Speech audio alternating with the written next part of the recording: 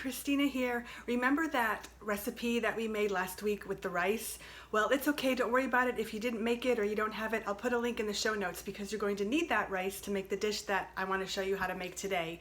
And this is a dish made with rice that my mother used to make for me when I was a little girl. You need rice, frozen peas, and onions, oil, and a pot.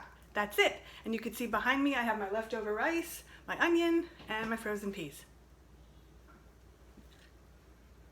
Okay, here we are. I have the onion, so we're going to peel it. Now remember to save the peels, put it in that baggie in the freezer, and then use it for kitchen stock later on. I'm going to put my peels over to the side. I want to show you a trick with cutting an onion. It is so super cool.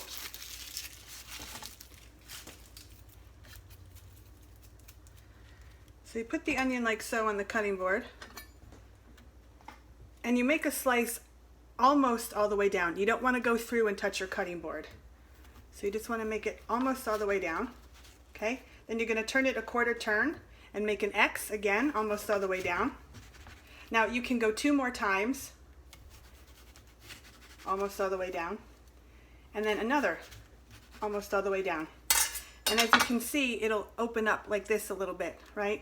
This will make it so much easier to chop. If you want a coarse chop or finely dice it, this is a really good way to get started. And so what you do is you go like this, and it'll be already in chunks. Pretty cool, right? So I'm using 1 whole white sweet onion.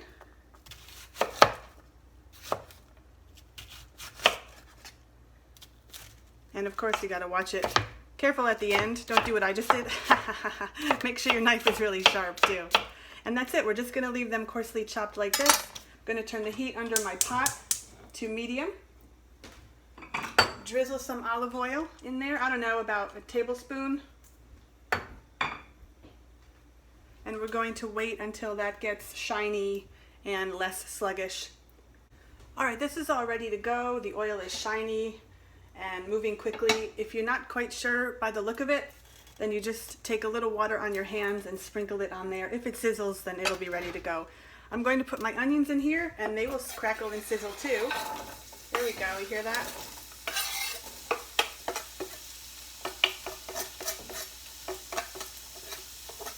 Every last drop. Take your spoon and stir it around.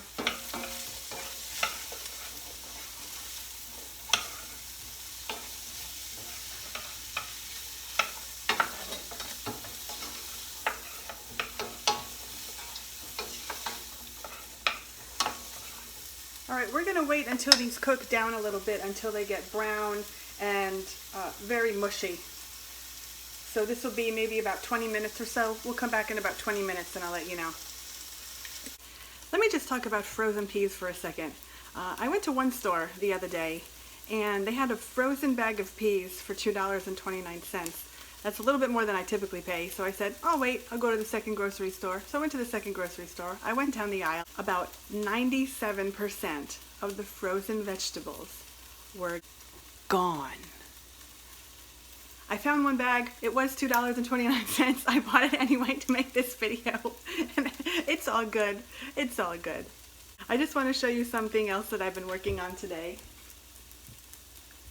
I made a whole wheat cob roll, and it's my first time making it. It looks pretty good, and I haven't sliced it yet, but I'm very excited. It smells pretty good. You want to smell?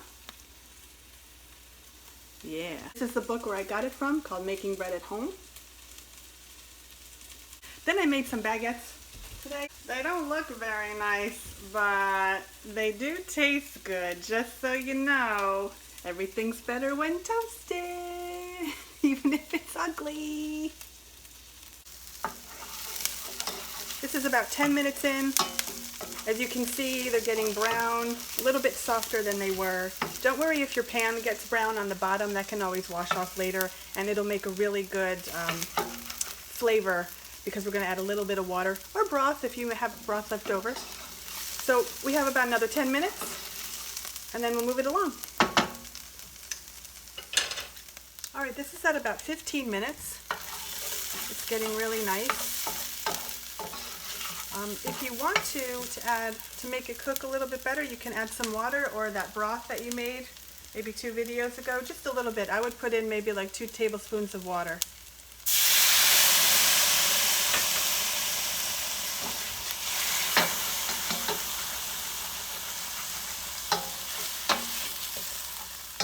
And then that'll help it steam a little bit. You'll also take that yummy flavor off the bottom of the pan.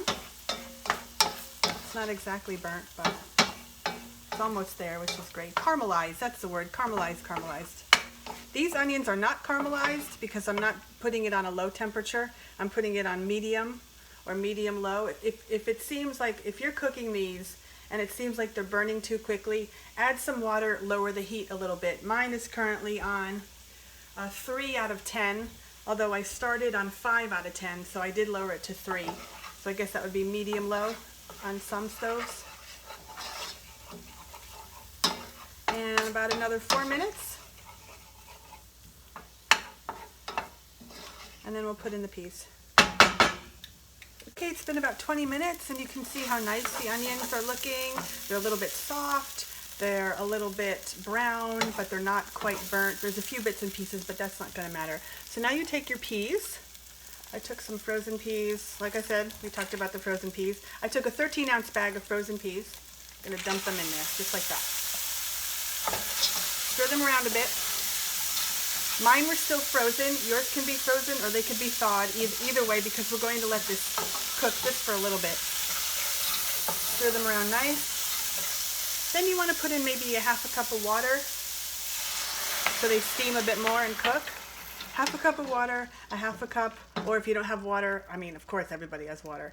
Water, broth, you could use beer, you could use white wine, not red, I would use white.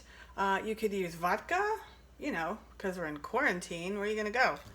But just put some liquid in there. And turn the heat up to maybe 5 to 6, medium high. Then you're going to cover it for, for 5 minutes. Just for 5 minutes. And then we'll come back and we'll put the rice in. Okay, it's been about 5 minutes. Let's see what's underneath. Ooh, looks good. So it's boiling. The peas are looking really bright green and thawed. These are probably thawed. Now, last thing we do is we put the rice in, that leftover rice that I talked to you about. Sorry about the angle here. Here, how's that? Is that better?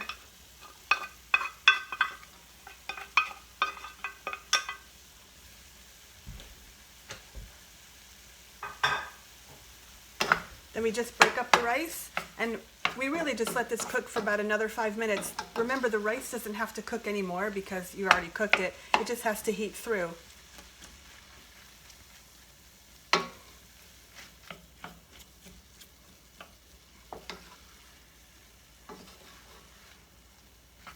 You can heat it up with or without the cover.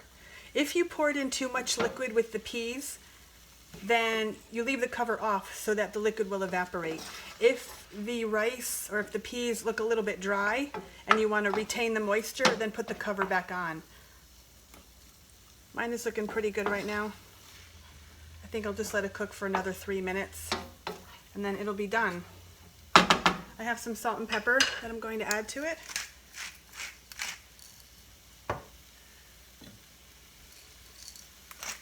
And here's your meal, right? Now, this dish also has a secret weapon. I will tell you what it is after we're done here. And that's it. Look how beautiful that is. All right, here it is, all ready to eat in a bowl. If you like grated cheese, you can sprinkle some on top. It'll be so delicious. I'm about to tell you what my secret weapon is. Okay, my secret weapon with this is, if you don't want to have it as a side dish or a main dish in a bowl, you add all of these ingredients to broth and it makes a soup. That's it. So you have 2 meals, a side dish or soup. Pretty cool, huh? Well, thanks for watching. If you like this video, give it a big thumbs up. Subscribe to our channel for more videos like these, and ciao for now.